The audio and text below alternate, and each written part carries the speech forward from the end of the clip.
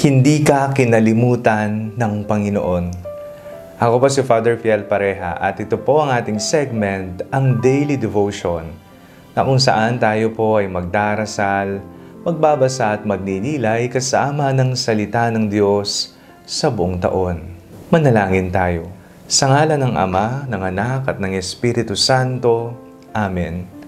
Halina, banal na Espiritu, liwanagan mo ang aming puso at isip, nang maunawaan at maisabuhay namin ang iyong salita. Amen.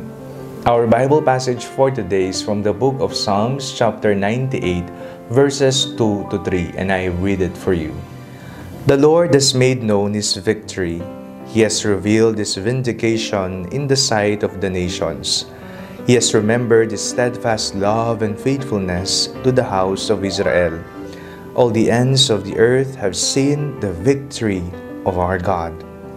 Nagbibigay po sa atin ng kasiguraduhan, kapayapaan sa puso at kaisipan ang ating binasa sa araw na ito. Hindi tayo kinalimutan, hindi tayo kinaligtaan ng Diyos. He has remembered His steadfast love and faithfulness. Nariyan ang pagmamahal na walang hanggan ng Panginoon.